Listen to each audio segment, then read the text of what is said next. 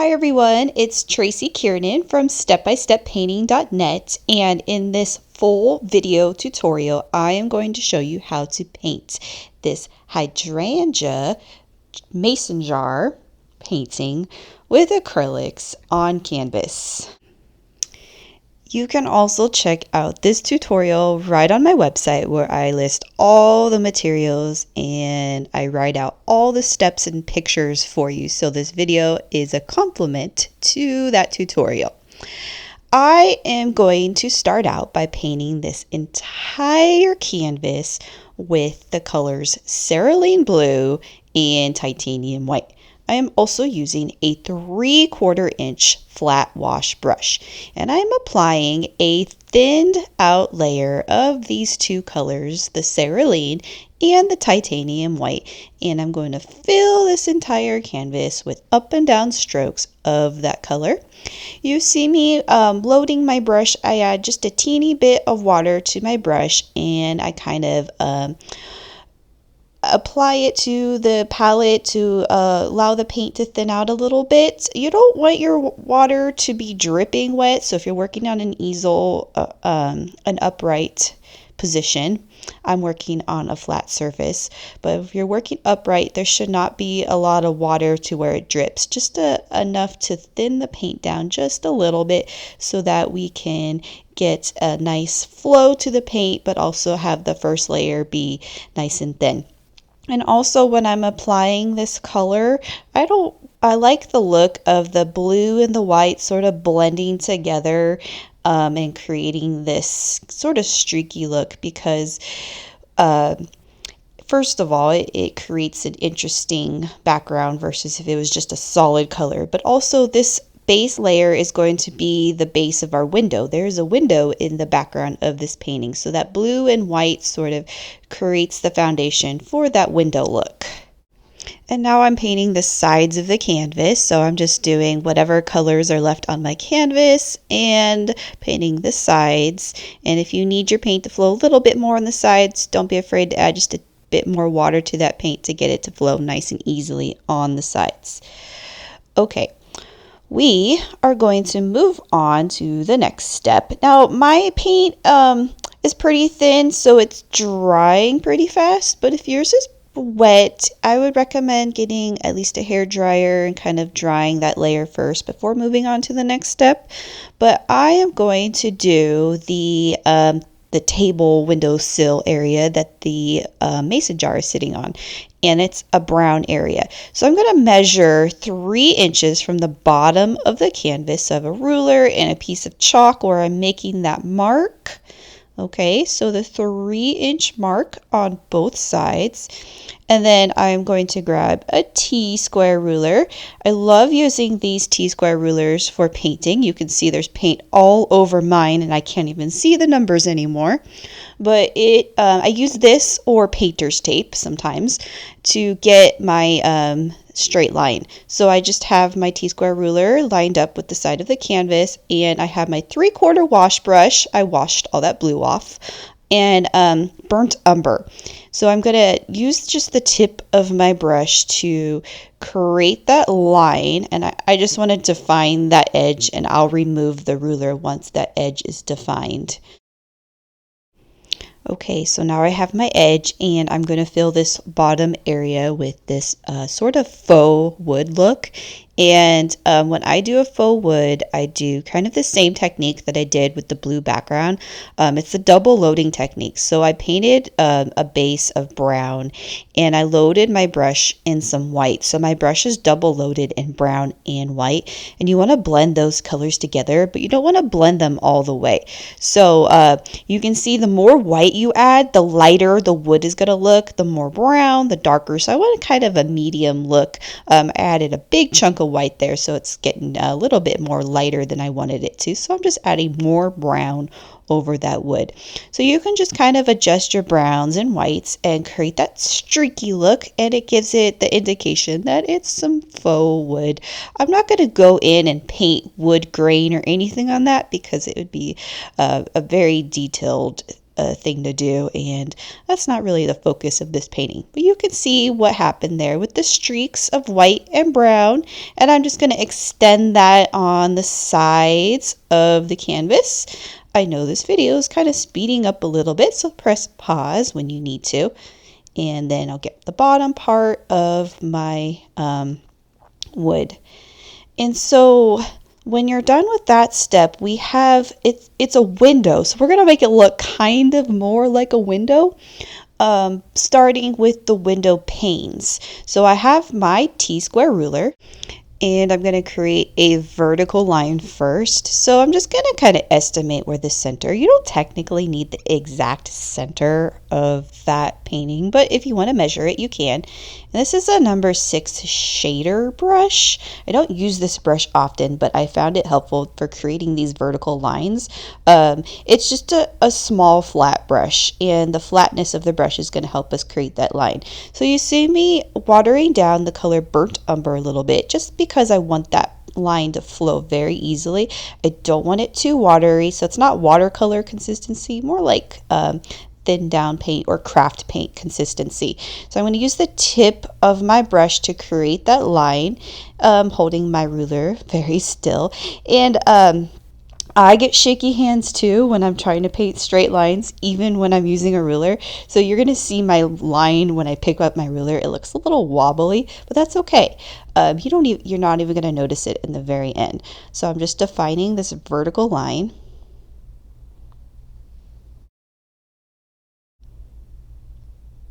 I'm doing a few coats on there to make sure that the line went nice and consistent. And my line, you could already see what's happening. I got kind of wobbling on the side. That's okay. So it's a line that's a little bit thick. I would say maybe a 1/16 of an inch thick. Don't make it too thick, not too thin. So we're going to do 2 horizontal lines. So I'm doing the exact same thing, and I kind of estimate the thirds point for this. So if you want to measure 1/3, 1/3, you can, or you can eyeball it. Remember, it's a window pane, so we don't really have to have it be exactly the right measurements or anything, because who knows, the mason jar could be at a different part of the window pane and not exactly center. So you can kind of change those, the position of your window panes. Or if you don't want 2 horizontal, if you just want 1 horizontal, 1 vertical, you can do that. I did this painting back in December. It was a window with a hot cocoa on the windowsill, and there are some trees out the window. So if you wanted to paint something outside of the window, you would have to do that before you paint the window panes. But you can check out that hot cocoa painting, because I show you how to paint things that are outside the window, and you kind of have to do it in layers before you paint the actual thing in the foreground. One thing that you need to be careful of when using that T-square ruler when defining your lines is if you get paint on your ruler, and then when you go and paint the second line, you want to make sure that the paint where you got on the ruler isn't making an unnecessary mark on your canvas. So you just want to be really careful about that, because I accidentally did that in this painting and I cut it out. You don't see me do it. But if you accidentally make a mark from the ruler somewhere on your painting and you didn't want that mark, get a baby wipe and it'll wipe off really fast. You have to do it before it dries. So if you make a mistake on your acrylic paintings, get a baby wipe, wipe it off. As long as the paint is wet, it'll come off like an eraser, like if the baby wipe works as an eraser. Okay, so here's what I'm going to do next. I want to add some lighting to the window panes. I'm not going to make it super realistic, but just kind of give it a little bit of a 3D effect. So I still have my 6 shader brush, and I'm loading it in some titanium white. And just on the left part and on the top parts of the window pane lines, I'm adding that bit of white in there. And my brown is still wet, so it's kind of blending a little bit with that brown to create some highlights in that window pane. So I'm going to do the same thing over here on the top one.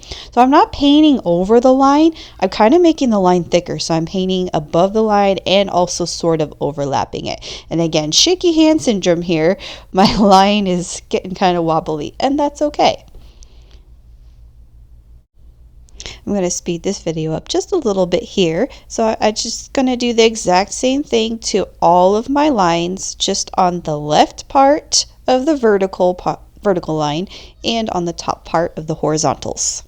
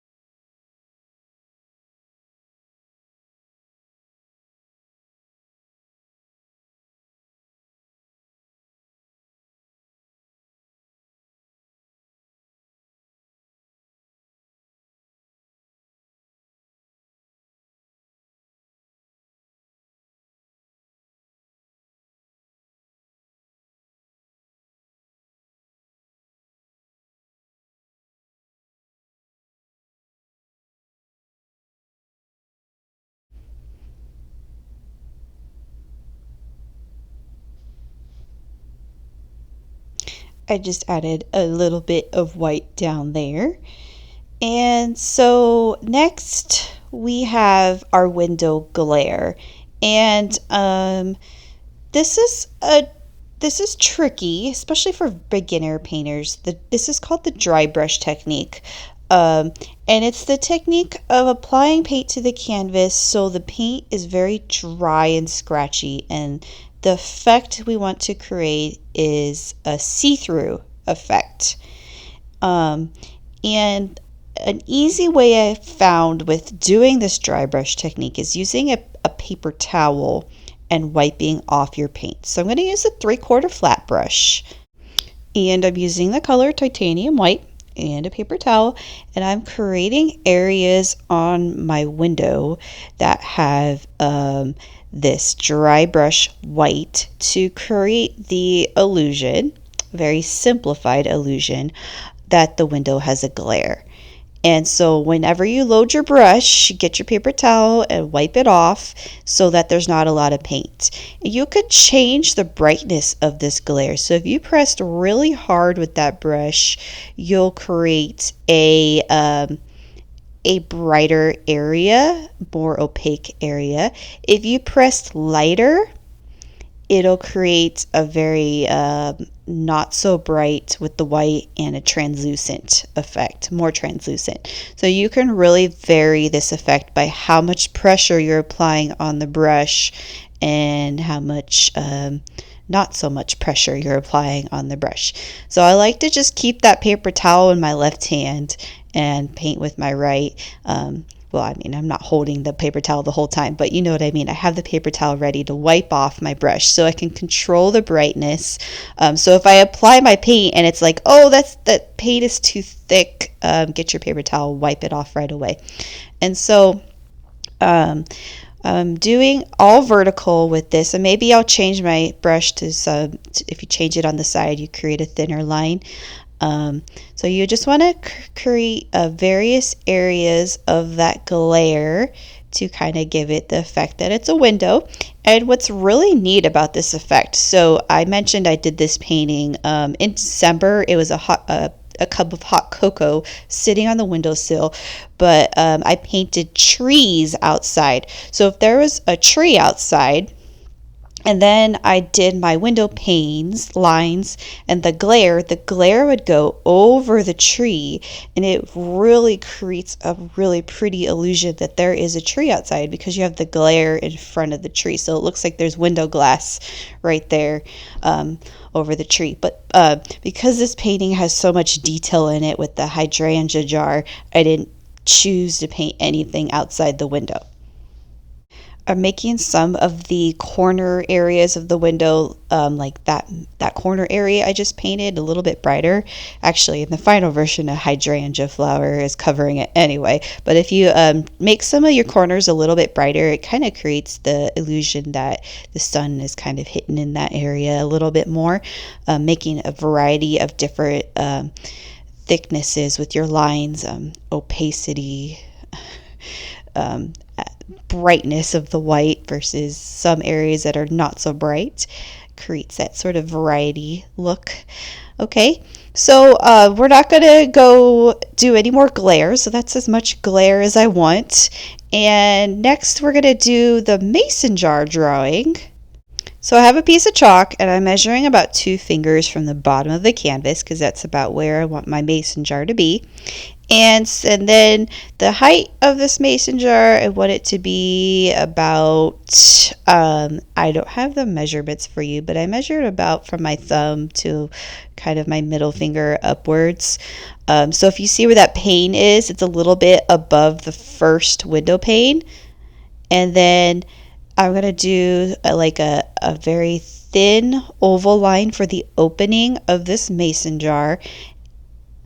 So there's my line, my oval shape, and I'm going to create sort of the rim of it so you can see where that is relative to that window pane line at that first third mark of the window pane line that I drew. And then I'm going to kind of curve down, and the sides of the mason jar are vertical. Okay, so I'm going to kind of try to make that symmetrical. This right part didn't look symmetrical at first and I fixed it later. But so I have the lines get very vertical on the side, and then they kind of curve down, and then they get not horizontal on the bottom, kind of horizontal but a little bit curved. I'm going to fix that top line to make it a little bit more symmetrical. And then bottom inside, this is a very important part, that curve on the inside of the mason jar, inside bottom part. So this is a mason jar drawing. I used to have a hard time drawing these mason jars, but I've done several mason jar paintings where it just becomes second nature. I just draw it.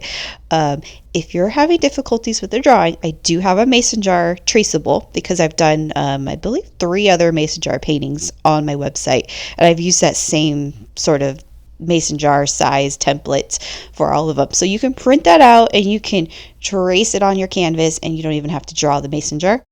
We're going to draw 2 circles next, and we're going to kind of decide the placement of our hydrangea flowers. And I'm going to use a circle to trace because these flowers are circular, and I find this super easy technique for painting these kind of flowers. So I have a Tupperware container, and I measured it about 3.5 inches in diameter. You can find something very similar in size, larger, smaller, relative to that size. So I'm just going to decide where this is going to be, and this one's going to overlap the rim, and I'm going to trace this full circle. This is just a basic drawing pencil I'm using. You don't want to press too hard. We're going to be painting over this circle. You're not going to see the pencil in the end, hopefully, but don't press too hard with it.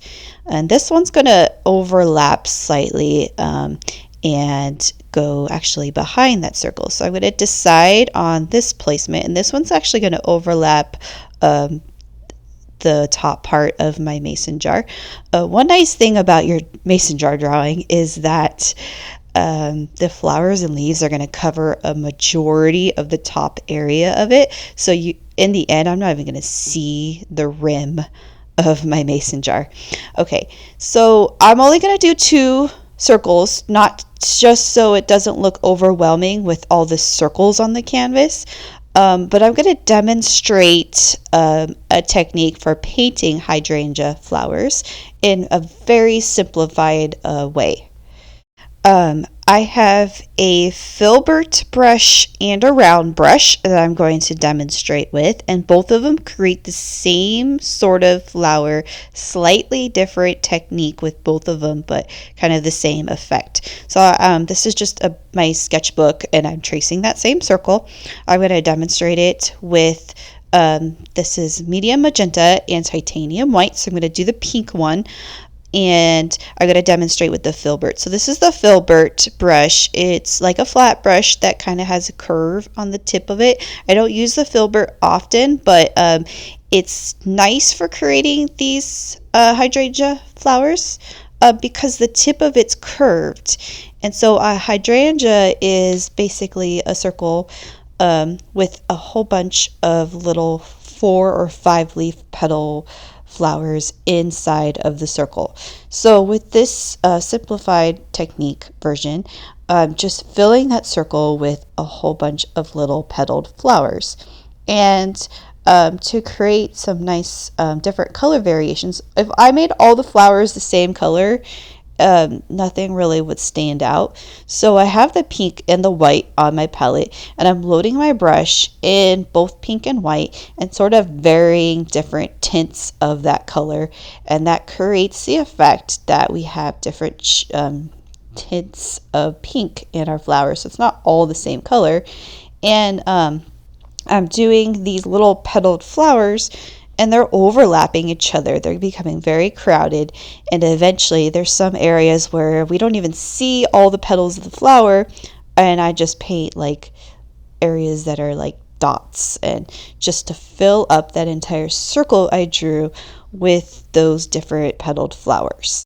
When you get closer to that line you drew with the circle line, have some petals overlap that line, A, to cover up your pencil line, and B, to make it look like it's not exactly like a perfect circle, because when you look at a hydrangea, it's a circular shape, but if it's at a different angle, you have some petals that are kind of going outside of the circle, and you can also make it look less like a circle by making a whole bunch go outside the circle. So in other words, it's okay and encouraged to go outside of that line that you drew.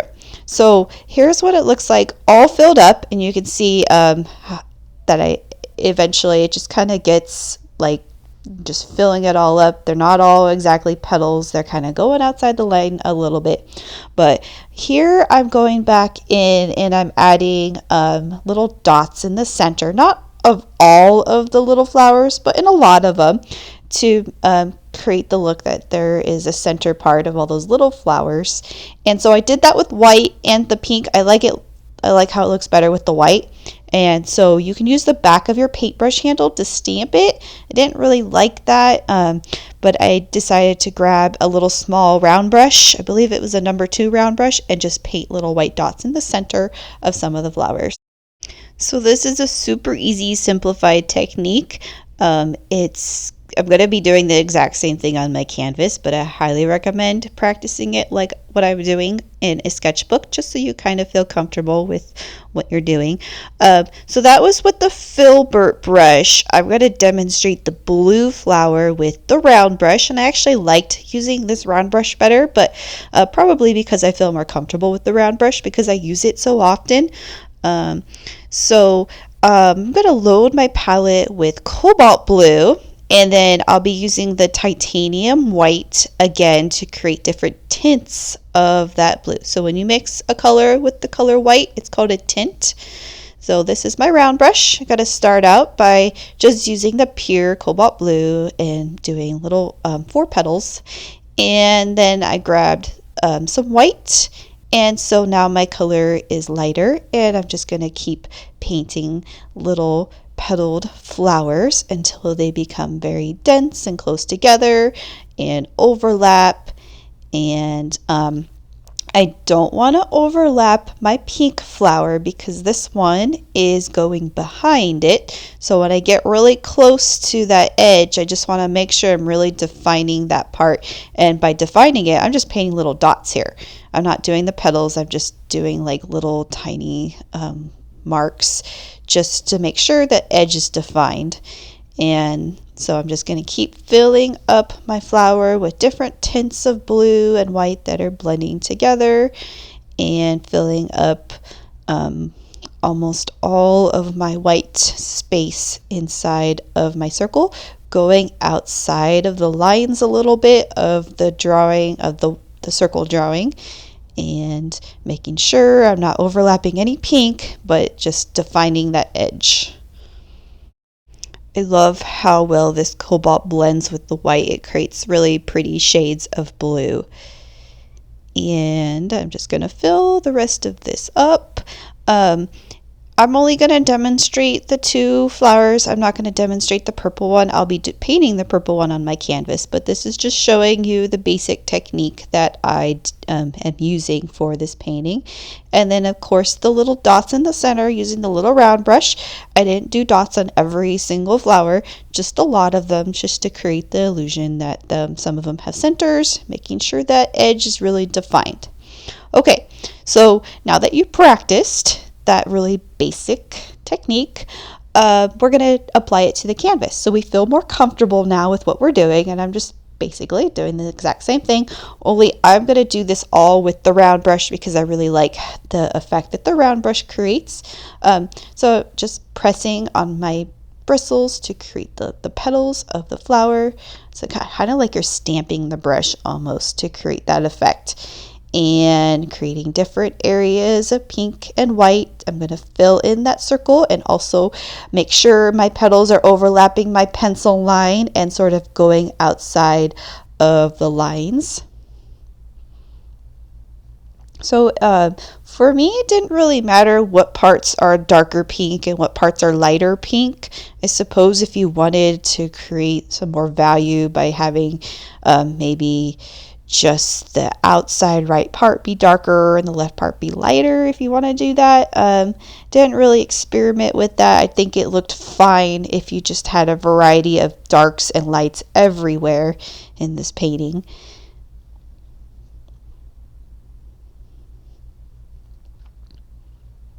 So this takes quite a little bit of time to fill it all up, but it's super relaxing because once you kind of get the hang of the technique, you don't really have to think too hard, besides making sure you're staying inside of your circle there.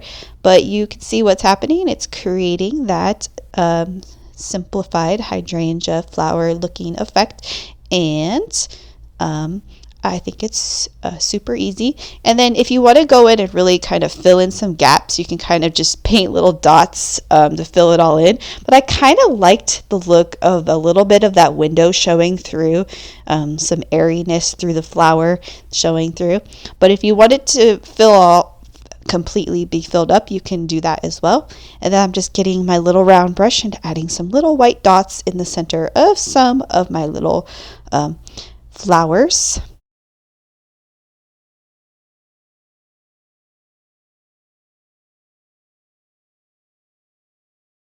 Okay, so we have our primary magenta white flower finished, and we're going to do our cobalt and white flower next. So I'm getting both my brushes all rinsed off, and I'm going to use the round brush again and do the same thing that I did on the paper, but now it's on the canvas. So same thing with the blue and the white, filling in that entire circle with that technique of adding little petaled flowers, stamping my brush to create the little petals, making sure that they overlap and get very dense and close together, really defining that edge. And I define it by just painting little dots with my brush to make sure that that edge between that pink and the white flower, or pink and the blue flower, are defined. So we're going to make it look like that blue flower is behind that pink flower, and filling it in. So I mean, really the nice thing is that we drew that circle, so we don't really have to stress out about where the edge of our hydrangea flower is going to be. This blue is very close to that cerulean blue, and when I mix it with that white, so maybe to kind of get around that, making sure you add more pure form of cobalt blue, so maybe a little bit less white in this flower, because if we mix too much white in it, it may not even stand out against that window. So more of that darker blue. I'm going to go silent here for a little bit while I finish up my blue hydrangea.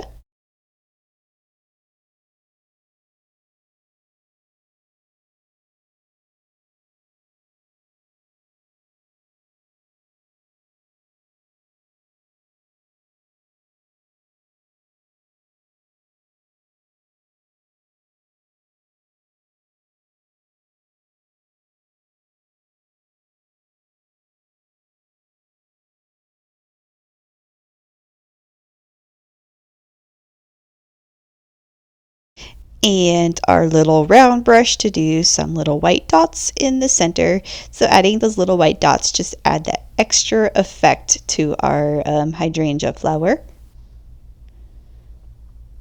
And like I said, you don't have to do it on all of them. If you want to do it on all of them, you can, but I didn't. Okay, so we're going to do another flower. I'm going to trace my same circle again, and this one is behind both of those flowers, and this one is actually kind of offset on this one. So it's behind that pink one, but it's kind of at the same level. So we only see a little bit of it sticking out. This is the composition I designed for this painting. If you want to move the circles around to create kind of different, if you want your hydrangeas to be in different areas, you can. So that just depends on where you trace your circle, but that's where I chose to trace my circles. And this is Dioxazine Purple, and that's what the other two flowers are going to be, are this purple color. So a same technique, purple with white to create different tints of that purple, painting little petals, making sure that you kind of overlap your pencil line and also define the edge where your pink and purple flower meet, so it makes it look like that purple flower is behind your pink flower.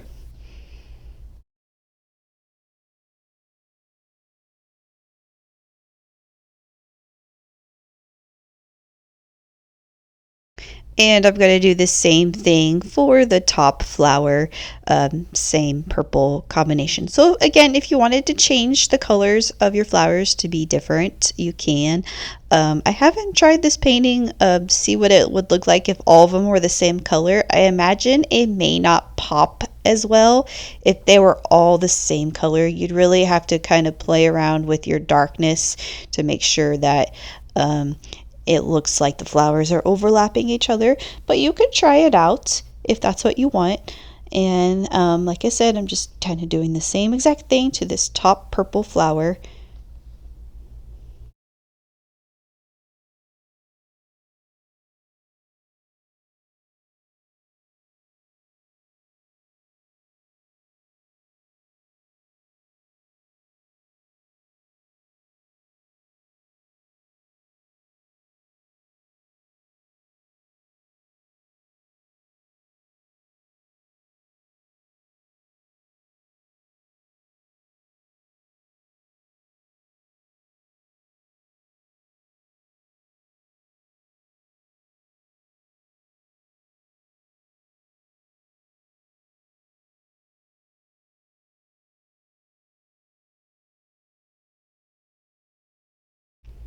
That was super easy. So last thing I'm going to do is making sure that I have these little dots in some of the centers of my purple flower with my little round brush.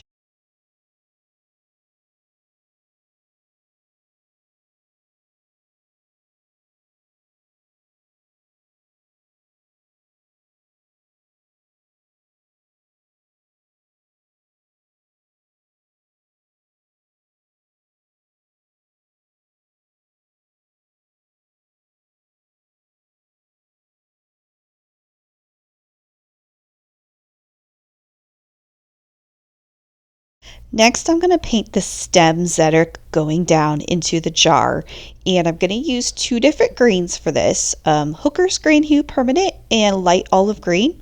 I'm also going to use my number 4 round brush. I'm going to mix about equal amounts of both of those greens together, and it'll create kind of a light olive or a dark olive green looking color. And I'm going to paint the stems. So I'm just going to basically paint a line that's kind of curving down. So starting at the top where the flower is and painting it kind of diagonally down. There's 4 flowers in here. You don't technically have to have 4 stems because they could be kind of overlapping each other inside the jar, and also the fact that we're going to create the glass looking effect, it's going to kind of skew the look of the stems anyway, so we can be very loose in this painting when doing the stems. Okay, and then I'm going to do my leaves. So when I do these hydrangea leaves, they're a very basic leaf shape, so I outline it first and paint it in solid. So this is, I guess, kind of a darker color because I loaded my brush with a little bit more of the hooker's green, which is darker than the olive green. And then because these leaves are all overlapping each other, I want to do different, I guess, different shades, different tints of the green, different hues of the green. But the point is that if the leaves were all the same color, they wouldn't stand out if they're overlapping. So this one's a little bit lighter than the first one I did. And because that light olive green's a little translucent, I saw some of my window paint through there, so I'll have to go back in and do another layer of paint in there to make sure that line is all covered up. And then I'm doing another leaf, so a basic leaf shape that's going underneath the flower, and then filling it in solid with different amounts of that lighter green and darker green to create some nice color variation.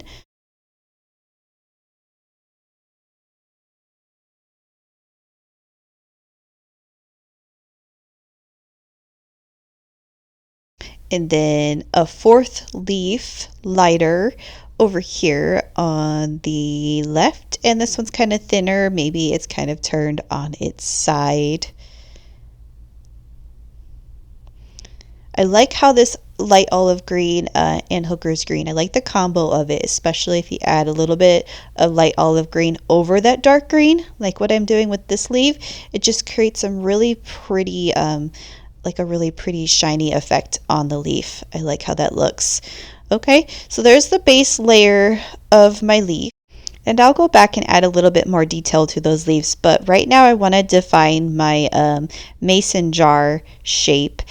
So basically what you drew with the chalk, we're going to outline with white paint now. So we're going to make that permanent. Hopefully your chalk drawing is still there, not completely erased. I'm using that number 2 round brush and the color titanium white, and I am outlining my jar with that brush. So I did the rims of the jar, whatever's still showing through. You may not even have any part of the jar, top of the jar ribs still showing through. This is actually a number 0 round brush. I had to double check. I keep calling it a number 2, but it is a number 0. So the materials list says number 0, and that's correct because it is a number 0. Any small round brush will create this thin line effect. So if you have a number 1, a 5/0, anything that is kind of a small round brush will still create this thin line effect that we want for outlining the shape. And very important, that bottom line that kind of curves upside down, that's a really important part of our jar because it's going to create the look that that jar is three-dimensional, that we can see the inside bottom part of the jar. And I'm just going to create another little rim up there. Okay, so then I'm going to go back and add a little bit of cobalt blue to my lines. I'm not going to go over my white. I'm going to kind of paint a little bit loosely over it. Maybe that line is creating its own line, so it's kind of next to it, but mostly kind of over it, just very, very loosely, so we get some indication that there's a little bit of that dark blue in that color of the mason jar. So this next step, we're going to be doing dry brush over our jar to create that glass look. So this is the same technique that I did with the window. Get your paper towel handy, and we're going to do it with the round brush. So load your round brush with white, wipe it off with the paper towel, test it out first. Your line should be very see-through and scratchy. When you create the line, we're doing kind of a sort of curved, we're defining our glass jar so it looks three-dimensional. So when we do that, our dry brush glass glare technique has to be curved. If it was straight, it wouldn't really go with the effect. So it kind of contours with the edge of the jar. The edge of the jar is curved. So right here in the middle is slightly curved but more vertical. And the effect looks really nice when it kind of overlaps my stems there. So you see what happens. It's really it's overlapping everything under it. Obviously, it's overlapping the window, the window pane line, the table line. We're really defining the fact that this glass is in front of everything, and it creating that effect by doing that dry brush. So some areas are very bright. So this bottom left corner, I defined sort of a corner area by pressing harder and not wiping as much white paint off my brush. And then over here on the left, a bunch more brighter white by pressing harder creates the glass, making it look like that glass is a lot brighter right there. And I want to add a little bit more white right here just to really make that part of the rim pop out a little bit better. And I really like the look of that brighter glare. It just really creates the effect that that's the front part of the glass. And I'm going to do it again right there in the middle. I wouldn't overdo it because next thing you know, you have a solid white jar. But having different variations of that white, lighter and brighter, it really creates the illusion of our jar. And so I'm going to just kind of let that be because it's glass and it's see-through, and the more paint I apply to it, the less likely it's going to look like see-through glass. So we are, for the most part, done with our jar. I want to go in and add my little the signature mason jar brand ball on that. So I am doing a mixture of cobalt blue and white, mostly cobalt blue, with my number 0 brush, and I'm going to do this in that font. It kind of helps if you look at a real mason jar, if you really look at that font to kind of imitate it. But it's just basic cursive, BALL. And then if you really want some of your letters to stand out, you can kind of go back over the letters with white. And this is not dry brush technique at all. This is just a regular, if you want, you could even add a little bit of water to the paint to help it flow. But it's just a regular technique, painting a cursive word on your jar. And then, so I'm going to go back next and add a little bit more detail to my leaves because hydrangea leaves are very pretty and I kind of want them to have some more characteristics. So I'm going to do the lines on the leaves next. This is a number 6 shader brush, and I mixed a little bit of white into my light olive green, and it creates this really pretty light olive green color. I'm using the tip of my brush to create those lines, and you can also do this with a round brush if you feel more comfortable getting your really tiny number 0 round brush out and painting the lines with that. You can do that as well, but just a very basic painting the center line of the leaf that goes from the base of the leaf to the tip of the point, and then the lines that curve out from the side. So I'm going from the center outwards to the very edge of the leaf, and they kind of curve to form the shape of the leaf. So then if you want different variations of that lighter color, you can go in there and maybe add some darker areas of lines. And if it's too dark and doesn't stand out, you can always add a little bit more lighter green in there. And then my other leaf, so kind of the same thing.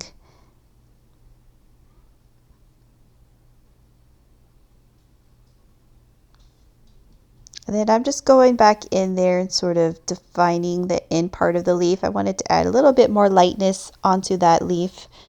And then I'm going to go in here with that base part of the leaf, and I kind of want to make this leaf bigger, and I want to make it look like it's really sort of coming under that pink flower. So I'm adding more of that darker green onto that base and on that leaf right there.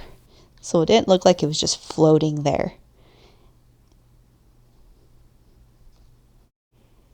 And I just added a little bit more, kind of a second layer in there between the lines on that leaf. And I added to the base of this leaf. I wanted the base of it to be a little bit more wider and rounder, and then it needed some more leaf lines in there.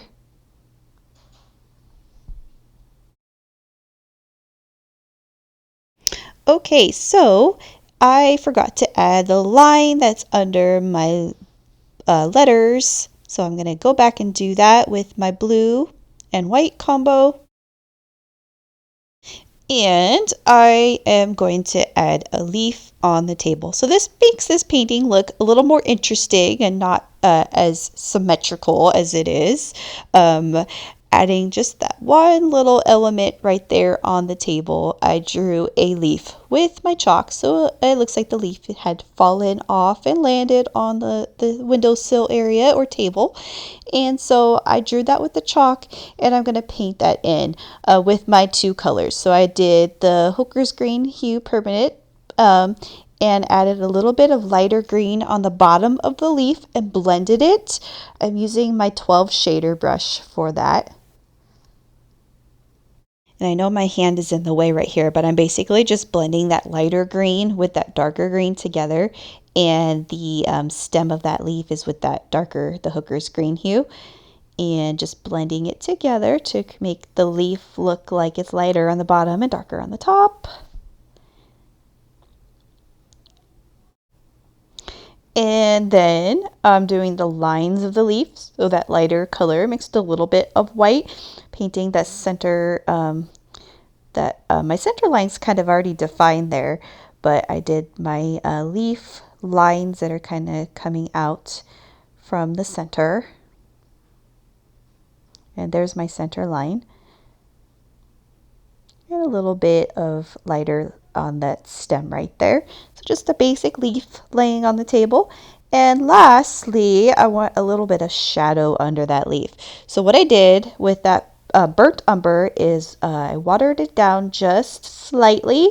So it's going to appear darker on your table because there's no white mixed with it, but the fact that it's watered down slightly will create that sort of shadowy effect of the leaf. So I painted the shadow under the leaf and under the jar. And I'm using that number 6 shader brush for this. And that is the conclusion of my painting. That's it. I hope that you enjoyed painting this hydrangea jar with me. I certainly love this painting. It's currently hanging in my kitchen and it makes me so happy to look at it. So I'm super excited about this tutorial and I hope that you enjoyed it too. So sign your name, show it off. This is a 5-0 round brush that I'm using to sign my name with in titanium white. So that's what I like to use to sign my name with. But that's it. Thanks for watching.